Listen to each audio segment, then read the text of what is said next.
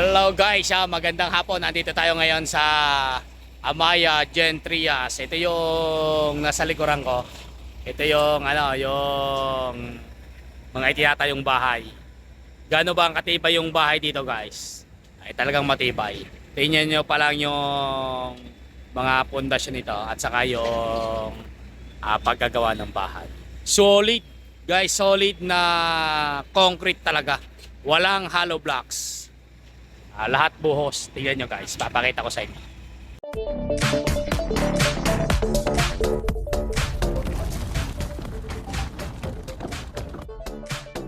Ayan, ito guys yung puting.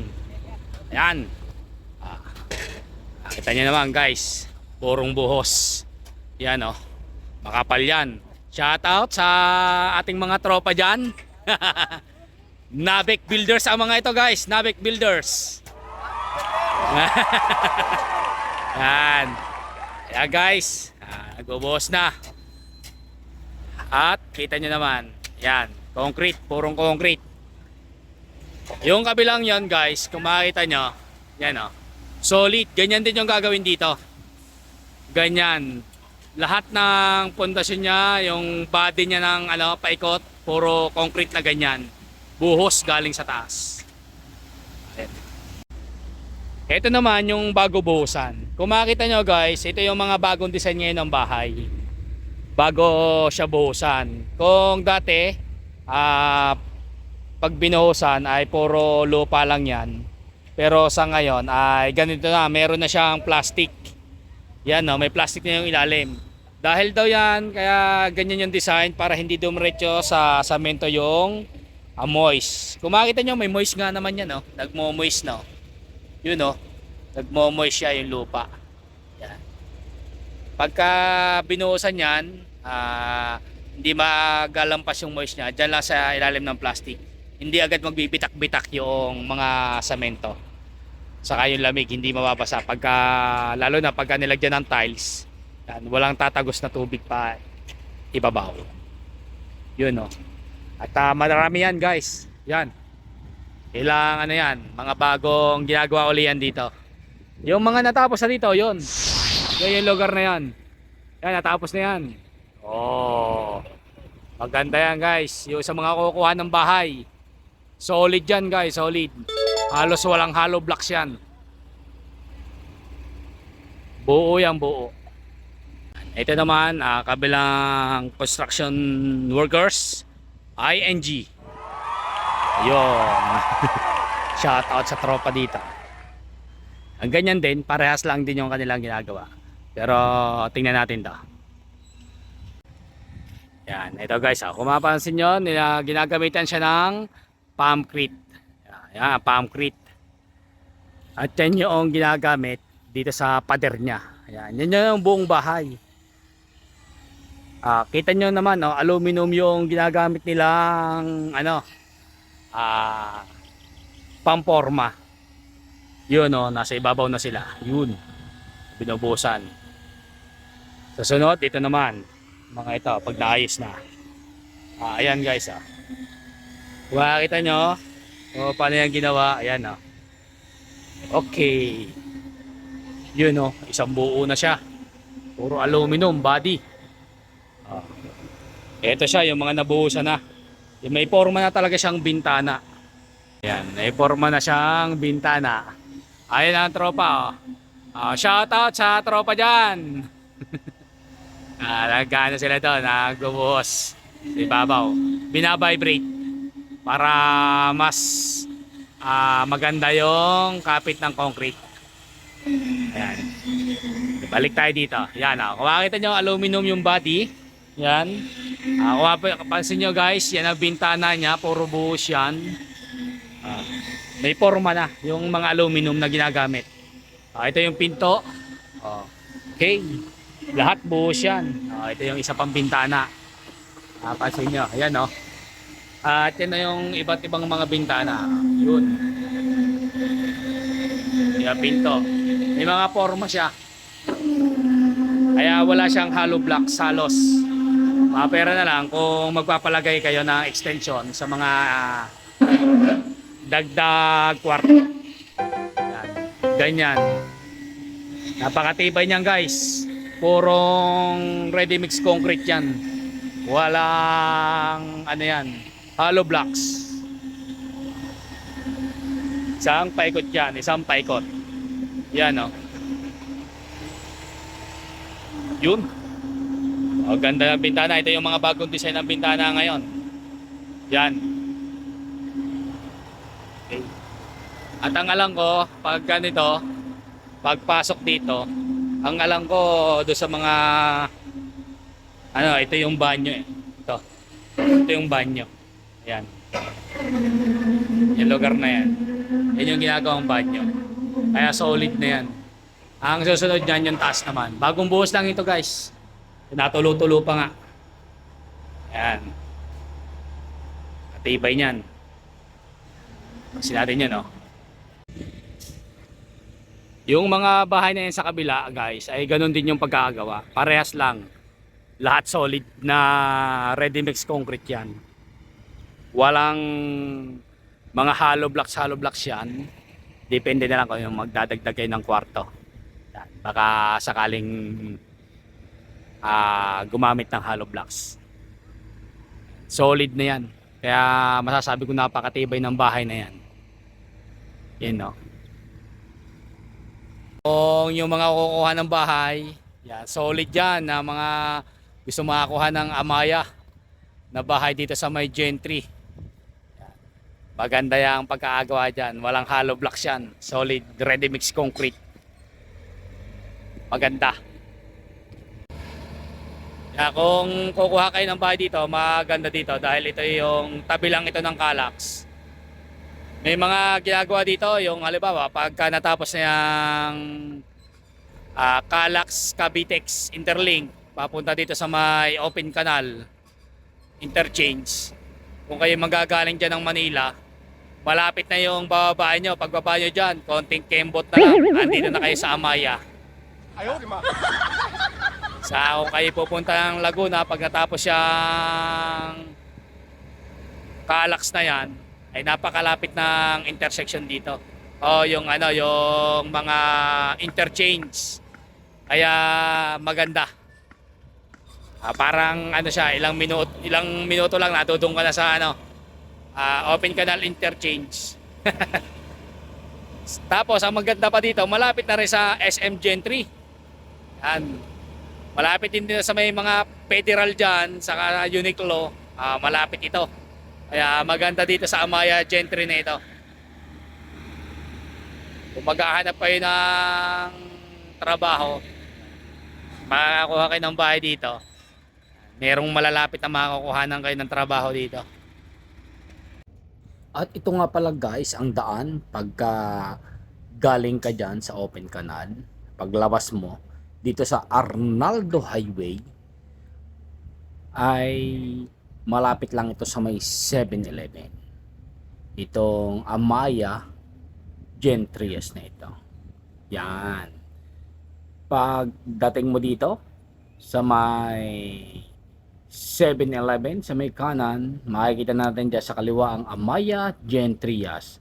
Kaliwa tayo dyan pagpasok. At dito sa kanan, ang kanilang tanggapan. Yan. Kapag ka po kayo ay mag-i-inquire, dyan po yung mga tao sa kanan na yon. At ito guys, sinasabi ko sa inyo, ang daan ng Calax, ayan, yung tulay na yan, patawid doon sa kabila yun. At dito tayo dumaan sa ilalim papunta dito sa may mismong subdivision ng Amaya. Yan. Pagpasok natin dito, meron tayong tulay na madadaanan dito. Pero dahil tayo truck, waiting muna tayo sa ating susundo. Yan. Sinusundo kasi yung mga truck dito para iwas aksidente sa loob. Katulad dito sa lugar na ito. Yan. Waiting tayo dito sa may tulay na ito. Pero pagka mga 4 wheels guys ay diretso lang. Pagka wala kayong sticker, tigil lang po kayo doon sa may gwardiya. Ito guys, pagpasok natin dito. Nakapasok na tayo sa loob. At itong kaliwa at kanan natin na ito yung unang ginawa dito. Iba ang pagkakayari nito na dinadaanan natin ito doon sa pupuntahan natin. Bagamat may pagkakatulad yung design niya, ito ay may pagkakaiba rin sa mga paggawa. Yan. Yung pupuntahan natin ay lahat ready mix concrete ang ginamit. Itong dinadaanan natin ito, ang marami dito ay hollow blocks naman ang ginamit. Pero kakaibang hollow blocks yun guys. Hindi basta-basta hollow blocks. Yun yung matitigas na hollow blocks na quality talaga. Kahit ibagsak mo, hindi basta-basta nababasag yun. Talagang napakatibay ng bawat hollow blocks na ginagamit yan. Talagang quality rin. Yun. At pagpasok nga guys, dito, kaliwa tayo dito para makita natin yung site. Yan. Nandito na po ngayon yung mga bagong ginagawa na bahay.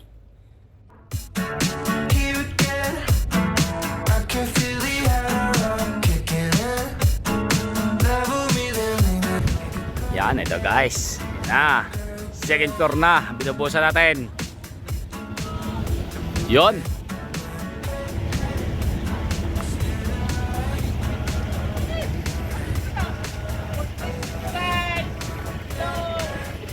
Ito guys, yung nabuhusan na second floor. Yan. Yang may mga aluminum.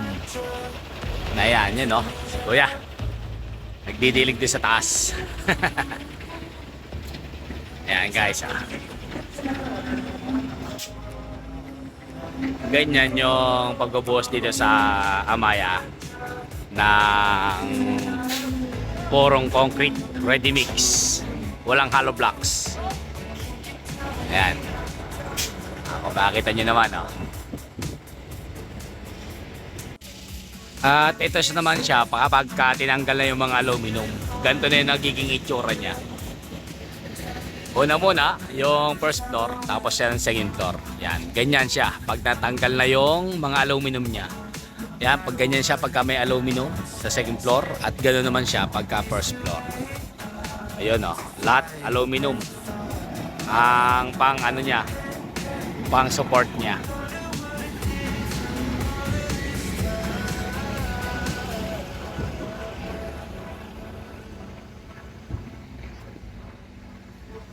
Guys, pasukin natin yung natapos na nila na mabuhusan.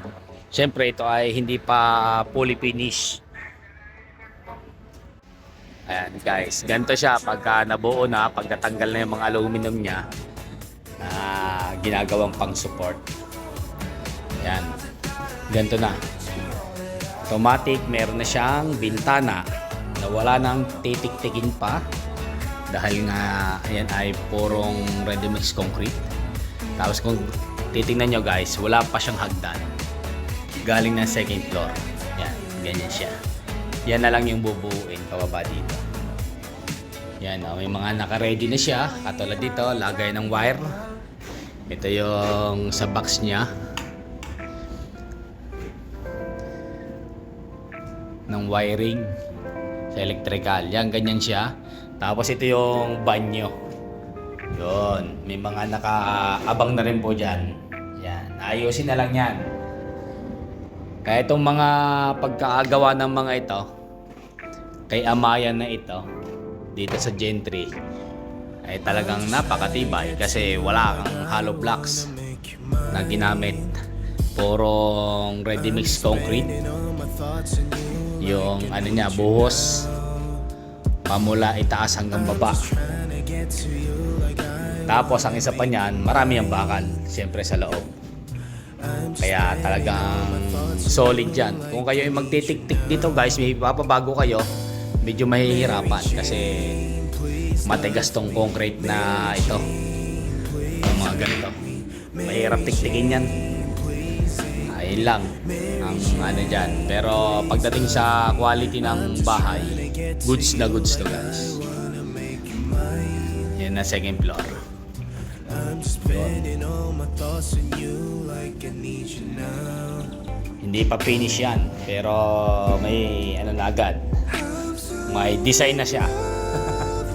Hindi na sa labas. Yun. Kapag na finish na ito guys, ay katulad yan ang bahay na nandiyan dyan sa kabila na yan. Yan o, yung mga white and dirty white ba yan, yung kulay niyan. Yan guys, dyan sa kabila na yan. Kami rin na nagbuhos dyan sa kabila na yan. Parehas lang yan ng pagkagawa. Itong pinuntahan natin sa kayan. Yan, ganyan siya pagka na-finish. Yan. Ganyan. Ayan. Aluminum panel board.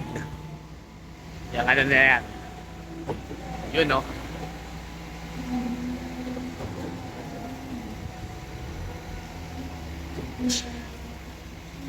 Yan siya. Ganito siya pagka baba pa lang. Tingnan natin.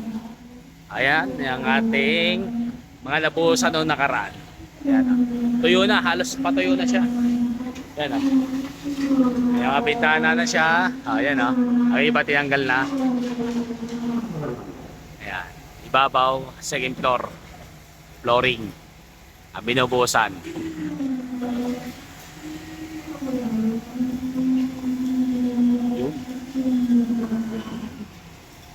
Yun yung ating operator and coordinator. Shout out sa dalawang poging yan.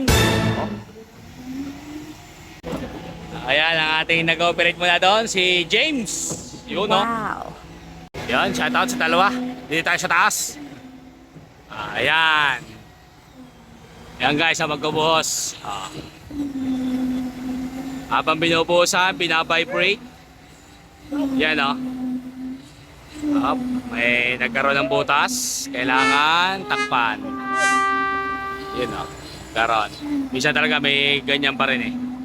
Nagkakaroon ng butas. Yun o. Kaya kailangan meron sa ilalim. Hop. Yun, shoutout kay Bossing. Ito siya sa kabila. Engineer. Ayan. Yun o. Sila. Ayan o. Lalagyan mo na yung ano, sa kabila. Ayan guys. Ito tapos na rin buhusan to. Itong kabila na ito. Makita nyo yan o. Meron ng mga sementong ganyan. May natulo na. Tapos na yan. Tapos ng buhusan yan. Ganda na kanilang ano, di ba? Panel board. Siguradong napakatibay niyan. At kung kaya magandang ano dito, mag-invest ng bahay. Quality. Tibay talaga, hindi basta-basta yan. Sa kagandahan dito guys, sa lugar na ito ay hindi pinabaha. Malayo sa baha. Ayan o, okay na. Nakataklo ba na yung nado doon sa ilalim? Yan na, wala na natulo. Okay, ayos na yan. Ha?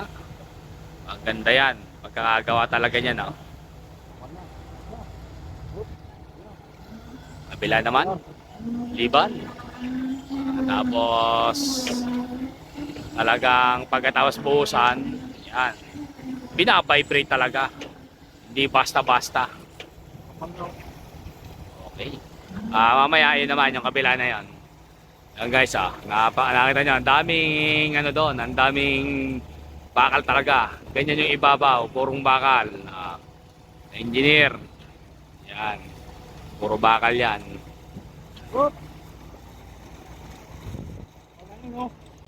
Yun. At hanggang dito na lang guys ang aking video sa lugar na ito. Mag-update ulit ako sa lugar na ito kapag may mga na-finish na. May mga bintana na ito na at may mga yero na. Yan, update ulit natin ito sa susunod sa lugar na ito. Maraming salamat sa inyong panonood. At sa susunod nating update sa ginagawang mga bahay dito sa Amaya, Gen Trias. Yan. Kung gaano siyang katibay at ka-quality. Thank you guys sa inyong panonood. Thank you.